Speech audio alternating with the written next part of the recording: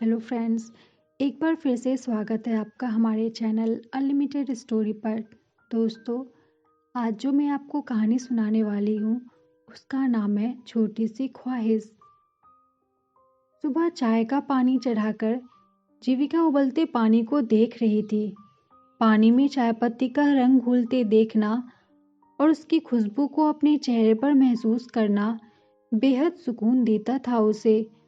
रोजमर्रा की भागती दौड़ती जिंदगी से ऐसे ही छोटे छोटे पल चुराना उसे तरोताजा कर देता था। तभी फोन पर फेसबुक की मैसेज की टोन सुनाई दी। किसी ने कुछ पोस्ट किया था शायद। उसकी फ्रेंड विशाखा ने अपनी ट्रिप के फोटो पोस्ट किए थे। फोटोज बहुत ही सुंदर थी। विशाखा और उसके पति सुहास के साथ में काफी सारे फोटो थे जिन्हें देखकर जीविका के मन में फांस से चुभ गई। ऐसा बिल्कुल नहीं था कि वह उन लोगों को पसंद नहीं करती थी और ना ही उसके मन में उन लोगों के लिए कोई जलन थी। बस फोटो देखकर उसकी एक ख्वाहिश भी सर उठाने लगी थी। उसने फोटोज को लाइक की और एक कमेंट भी लिखा, वंडरफुल जोड़ी। जतिन और जीविका की शादी को 17 साल बीत चुके थे। सब कुछ ठीक ही था। उनके बीच अच्छी अंडरस्टैंडिंग थी। जतिन ने कभी किसी काम के लिए रोका नहीं। उसने शादी के बाद भी अपनी पढ़ाई जारी रखी। एमएससी किया, फिर पीएचडी भी किया। अब कॉलेज में जूलॉजी की प्रोफेसर की नौकरी कर रही थी। कई बार वह सोचती थी क्या वह पूरी तरह से आज़ाद थी, क्योंकि हर काम के लिए जतिन की परमिशन तो लेनी ही पड़ती थी उसे। जैसे कि घर पे किसी को बुलाने के पहले पूछना पड़ता था, कोई गेस्ट आ रहे हैं तो क्या खाना बनाना है, उसका अप्रूवल भी लेना पड़ता था। किसी को गिफ्ट देने के पहले जतिन से पूछना ही ठीक रहता था। कभी अगर वो अपने मन से गिफ्ट ले आए और जतिन को पता चलता कि उसके मन के मुताबिक नहीं है तो अगले 5-6 दिन जतिन की नाराजगी झेलना पक्का था। हर काम टाइम टेबल से चलता था। सुबह की चाय से लेकर रात के खाने तक का फिक्स टाइम था। 5 मिनट ऊपर नीचे हो जाते तो अगले 2-3 दिन भुगतना पड़ता था। और यही बातें उनके बच्चे अवनी और अंबर के रूटीन का भी हिस्सा बन गई थी।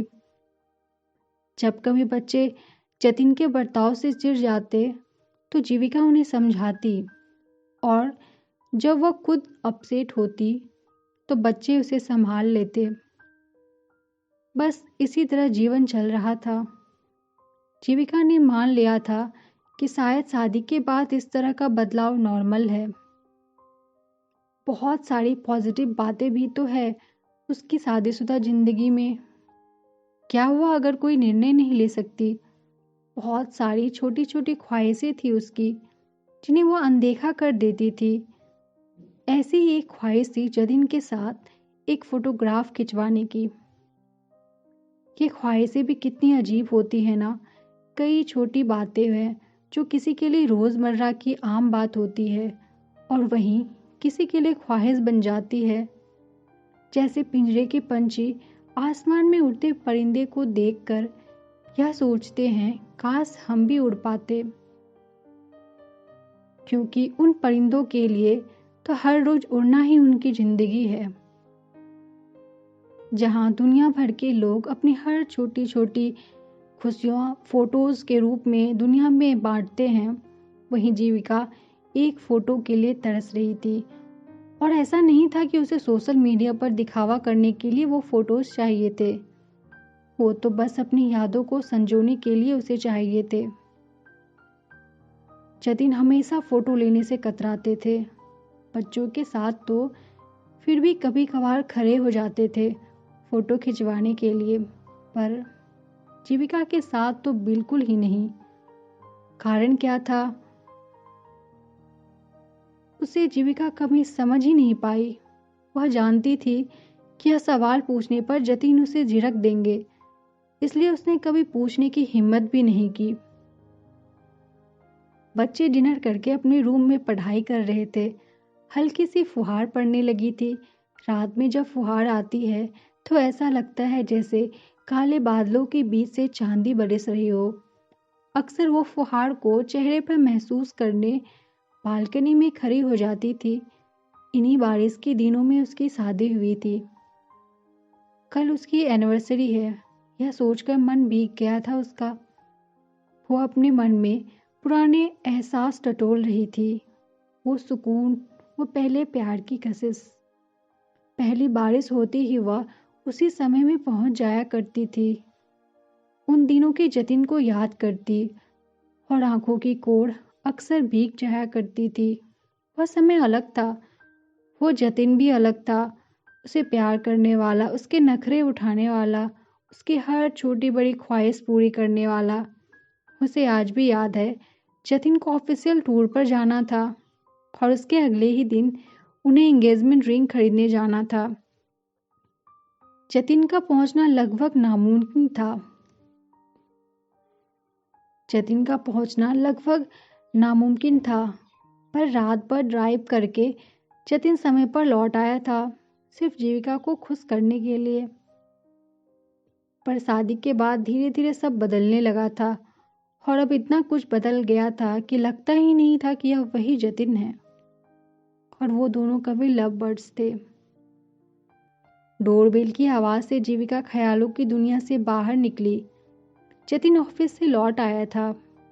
जीविका ने उदास आंखों से मुस्कुराते हुए पूछा, कैसा रहा आज का दिन? ठीक था, जतिन ने थकी आवाज़ में कहा।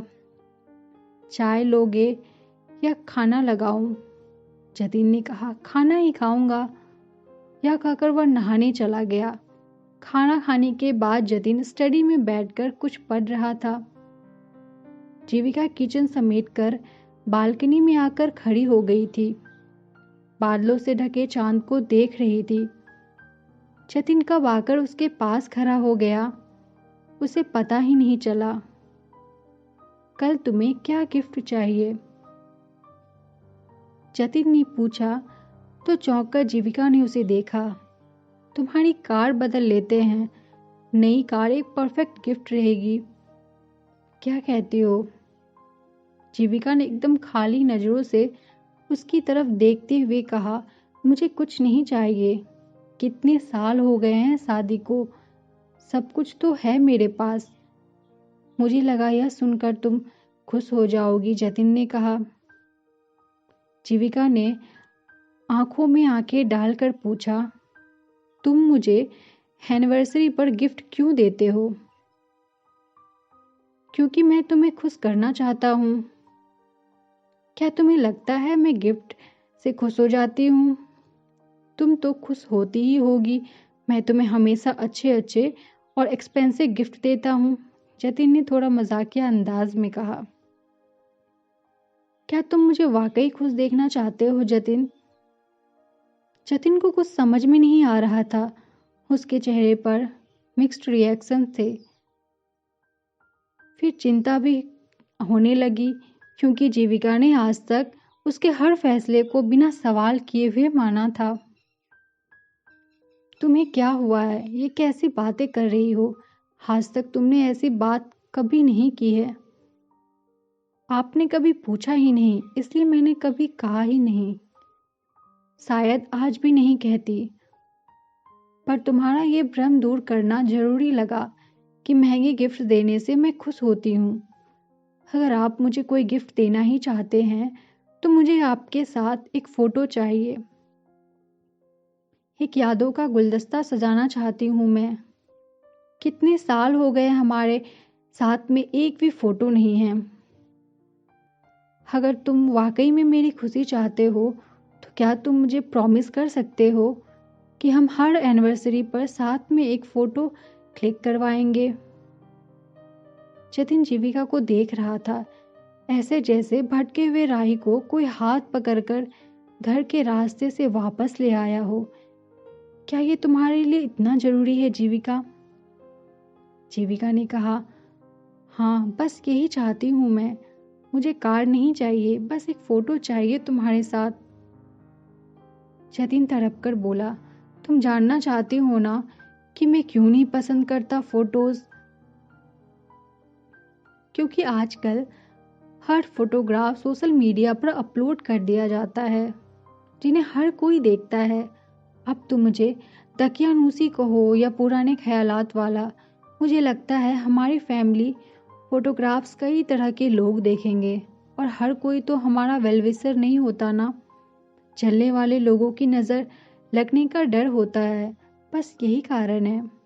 फोटोज़ पर कितने लाइक्स कितने कमेंट्स मिले हैं उसी पर खुशी डिपेंड होने लगती है और फोटोज़ का मिसयूज़ भी हो सकता है।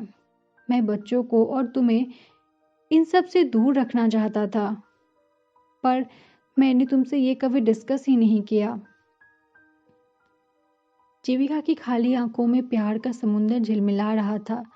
वो बोली, मैं समझती हूँ आपकी चिंता।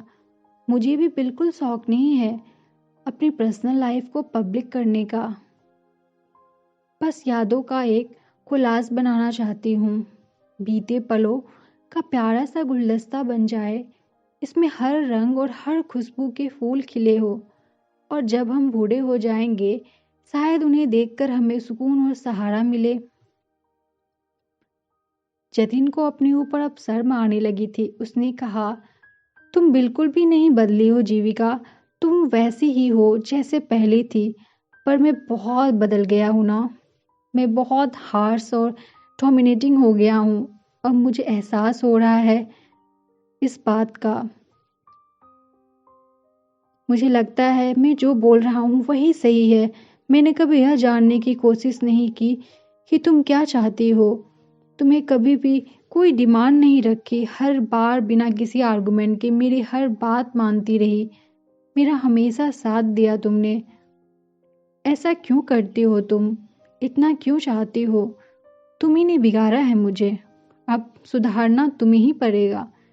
डांटा करो मुझे जब कुछ गलत करो, बहस किया करो मेरे साथ, अपनी बात मनवाया करो प्लीज। क्या मदद करोगी तुम मेरी फिर से पहले वाला जतिन बनने में? तभी बादलों के बीच चांद निकल आया था।